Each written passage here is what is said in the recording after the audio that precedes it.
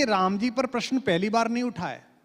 एक इंद्र का लड़का था जयंत, उसने भी अपने बाप से कहा कि ये कोई राम वाम नहीं है, भगवान नहीं है, तो वो कौवा बन के नीचे आ गया। एक बात और ध्यान रखिए, राम के अस्तित्व पर प्रश्न अक्सर इंद्रों के लड़के ही उठाते हैं, आम आदमी नहीं उठाता है, चाहे दक्षिण में उठाएं चाहे उत्तर में उठाएं। तो उसने कहा राम हुए नहीं थे, तो बाप ने कहा कि नहीं नहीं, यही परात्पर परब्रह्म है। भगवान उस समय चित्रकूट में दोपहर के समय जंगल से लाए हुए लाल पत्थरों के चूरे और चीजों को मिला के भगवती सीता जी के चरणों पे महावर लगा रहे थे। वो कौवा बन के आया और भगवती के सबसे छोटी उंगली पर चोंच मार के चला गया।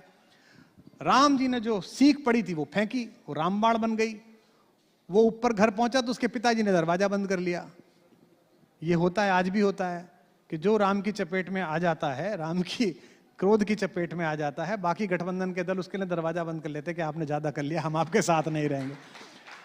इंद्र ने दरवाजा बंद कर लिया तो वो ब्रह्मा जी के पास पहुंचा। ब्रह्मा जी के गणों ने कहा कि अंदर नहीं जा सकते। बोले क्यों? बोले चिंतन कर रहे हैं। बोले किसका? बोले उसका ही जिसकी पत्नी की चोंच मार के आया तू पैर में।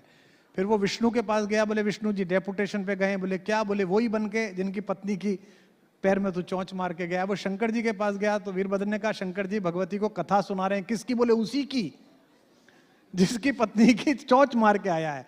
तो नारद जी के पास गया कि मैं कौन बचा सकता है? तो नारद जी ने कहा वो ही बचा सकता है जिसके प्रति तू अपराध करके आया है।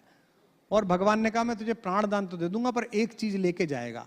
तो उसकी एक आंख फूट गई। इस कथा से क्या सीख मिली? इससे यह मिली कि राम का जो विरोध कर रहा है इसका मतलब या तो उसकी फूट गई है या उसकी फूटने वाली है।